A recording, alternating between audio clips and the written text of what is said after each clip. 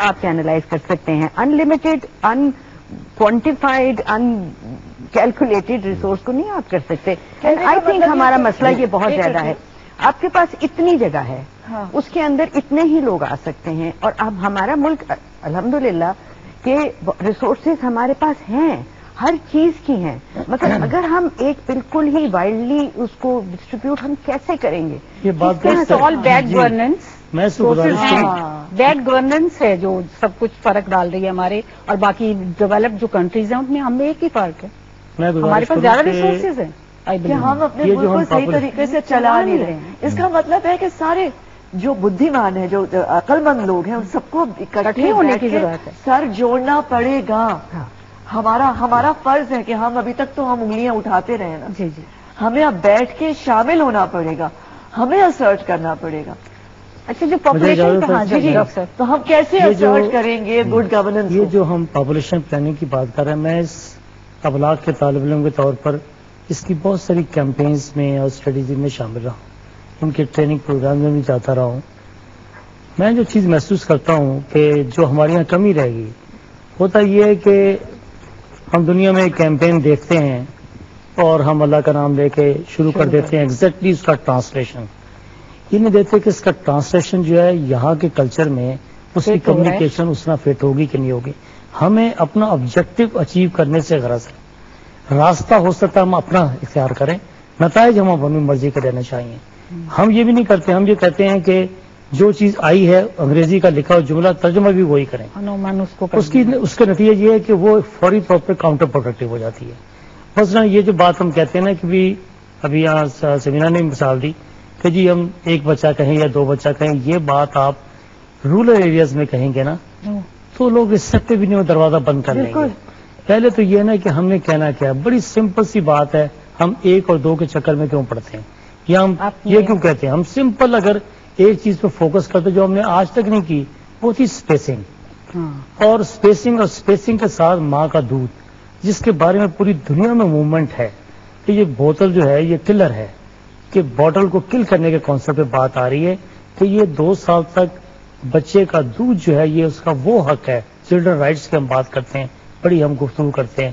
بچے جو ہیں، بچے تو وہ ہیں نہ اپنے لیے لابی کر سکتے ہیں، نہ جلوس نکال سکتے ہیں، نہ پوسٹر لگا سکتے ہیں، نہ وہ اپنی NGO بنا سکتے ہیں. ٹھیک ہے، یہ وہ حقوق ہے اللہ تعالیٰ نے جو ان کو جلوس نکالے بغیر ادا کیے ہیں کہ ایک ماں جو سے وہ حق بوجو چھین نہیں سکتی. اب یہ اگر کام ہو تو آٹومیٹکلی اسپیسنگ کے امکانات غالب ہیں. اب پہلی سٹیج پر اگر ہم یہ کر پاتے اور کیمپین کو اس طرح لانچ کرتے تو ہمیں کچھ نہ کچھ 25% 50% کامیابی ہوتی ایٹ فرسٹ پلیس.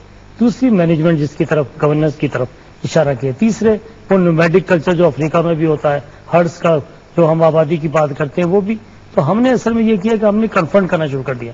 مطلب ہم نے ترجمہ کیا get rid of goitre, use governmental آئنائز سالٹ.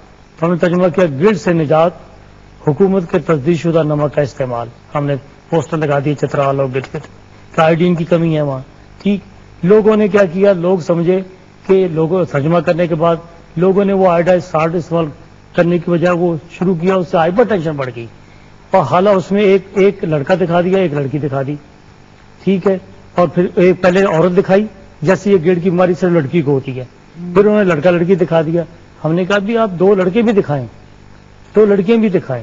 نیچے بتایا آتا ہے کہ یہ مس لیڈنگ کانسیپٹ ہے کہ جب آپ کو گوئٹے ہو جائے تو اس کا علاج آپریشن ہے، سرجری ہے. لیکن روٹین میں آپ آئیڈائز سالٹ استعمال کریں تو سب جگہ پر ہم نے دیکھا کہ اس کی امپلیمنٹیشن میں کہیں نہ کہیں خامی ہے. تو میرے خیال میں ابلاغ جو ہے، جیسے ہم نے ایپیٹائٹس ہے، یہ 6 بیماریاں ہیں، خناق، تشنج، یہ اتنے ٹنگ ٹوسٹنگ جا بریکنگ ترجمے ہم نے کر رکھے ہیں. تشنج، خناق کسی کو نہیں پتا. تو یہ ہم جب ابلاغ کرتے ہیں تو ہمیں یہ دیکھنا چاہیے ہم کس کو بتا رہے ہیں. دیہاتوں کے باہر بورڈ لگے ہوتے ہیں 6 مہلک بیماریاں، صرف کالی کھانسی کا انہیں پتا ہے، وہ بھی یہ پتا ہے کہ وہ کالے رنگ کی ہوتی ہوگی. تو یہ میرے خیال میں یہ پہلو جو ہے اس پر اگر، اور یہ بڑا اہم پہلو ہے پاپولیشن پلاننگ، کیونکہ اس کے ساتھ ایجوکیشن بھی وابستہ ہے، اس کے ساتھ ہماری پاورٹی وابستہ ہے. یہ سارے مسائل جو ہم نے یہاں ڈسکس کیے. ابھی بٹ صاحب کی جو بات تھی کہ چائنا نے اپنی پاپولیشن کو یوٹیلائز کیا، اس کو چینلائز کیا ٹو اٹس اکنامک ڈیولپمنٹ.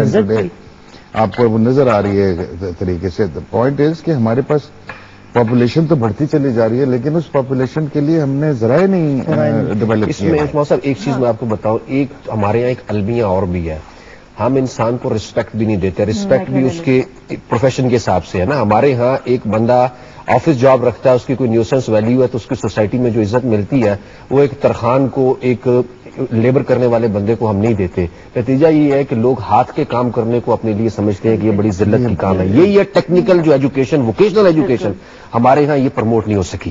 کوئی بچہ ووکیشنل اداروں میں جا کے جہاں پر اس کو کام کرنے کا کوئی ہنر سکھایا جائے کہ اے سی ٹھیک کرنا کیسے ہے, فریج ٹھیک کرنے کیسے ہے, مکینک کیسے بننا ہے, آپ نے ترخان کیسے بننا ہے. اگر کوئی بن جاتا ہے تو سوسائٹی میں اس کی کیا رسپیکٹ ہے, پہلے یہ بتائیں مجھے. کتنی حقارت سے ہم کہیں گے کہ یہ ترخان ہے, یہ تو موچی ہے, یہ موچی ہے. تو آپ کیا اس کو کتنا یعنی ڈی گریڈ اب سوسائٹی کر رہی ہے, تو کیسے آپ چاہیں گے کہ ووکیشنل ٹریننگ پروموٹ ہو اور کس طریقے سے آپ کی آبادی چینلائز ہوگی؟ آئی پرسنلی فیل کہ رورل اپنا ہمارے جو یہ شہر ہے یہ رورل ایک تھاٹ ہے جو کہ شہروں میں بھی آیا, لیکن اب یہ چیزیں تھوڑی تھوڑی چینج ہو رہی ہیں.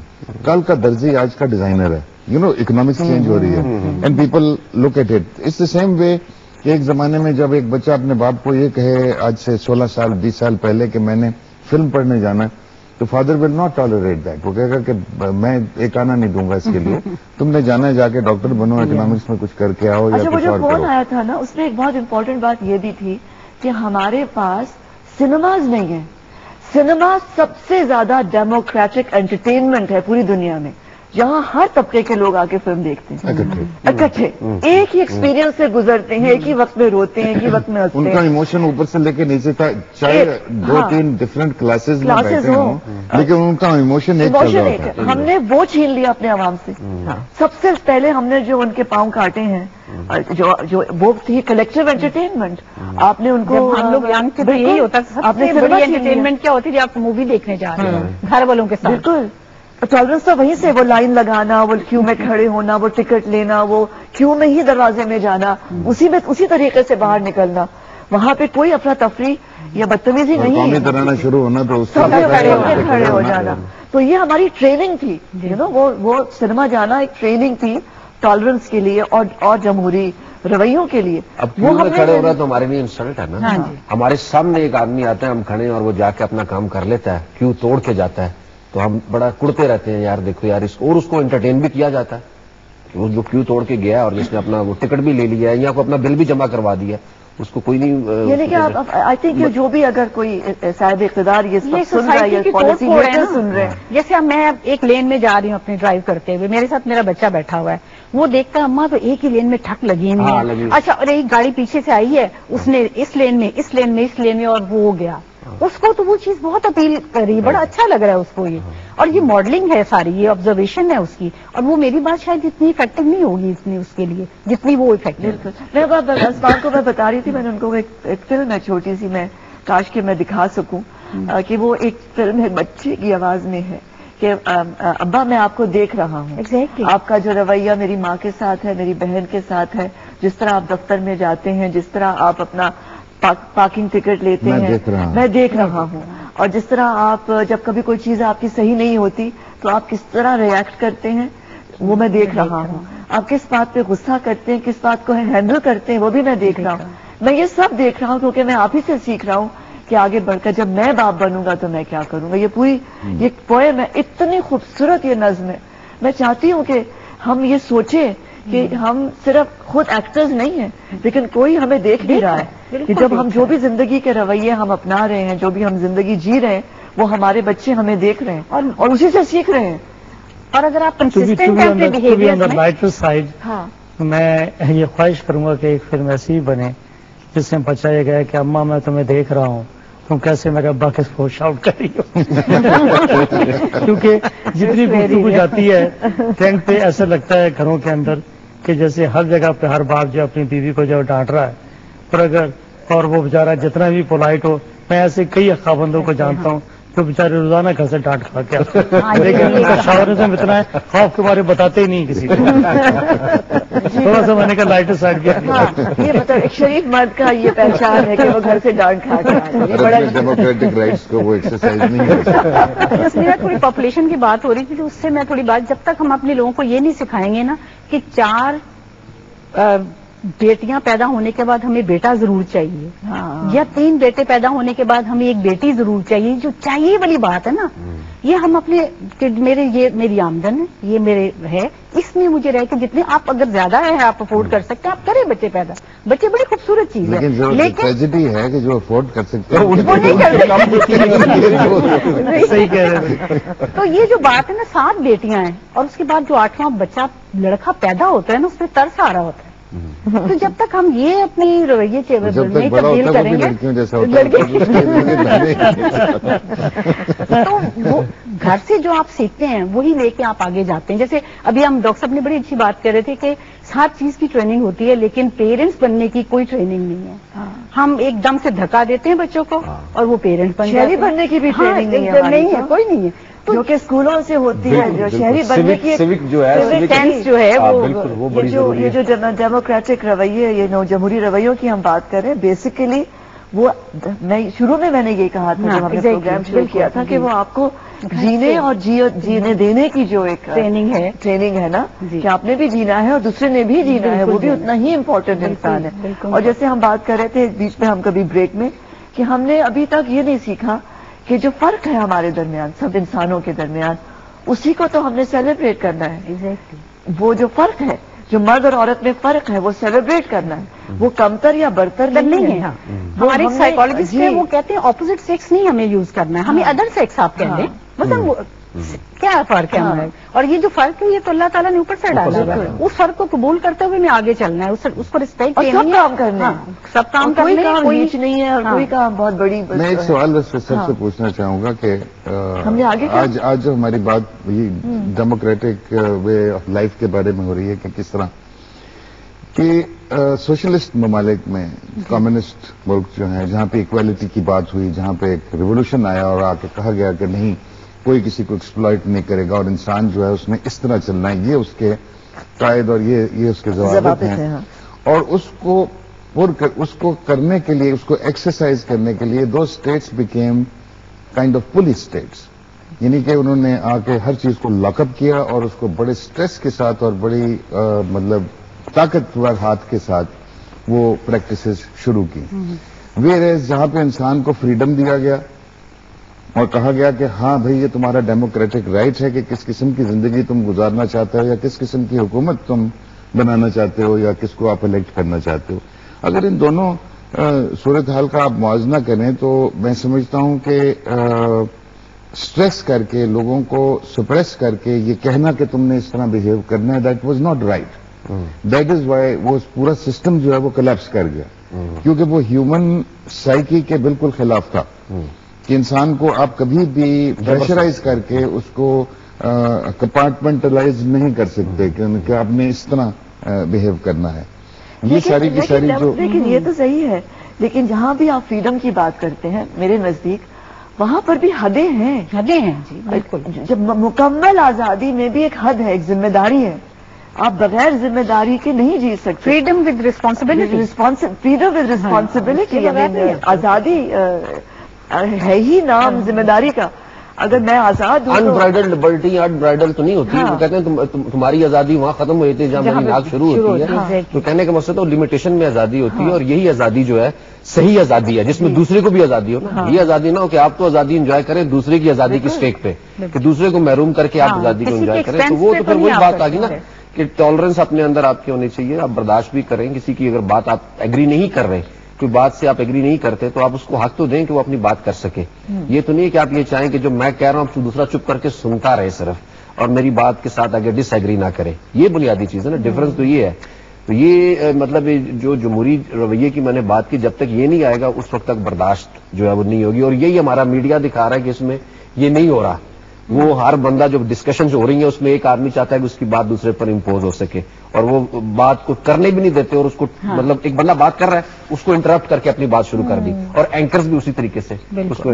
اور وہ چیز جو بات کہی ہے نا سوشل سسٹم کے بارے میں, نظام تو ظاہر ہے مختلف ہے, لیکن ظاہر ہے اس کے پیچھے بھی فلسفی ہے, اس کے پیچھے بھی لوگوں نے کام کیا ہے.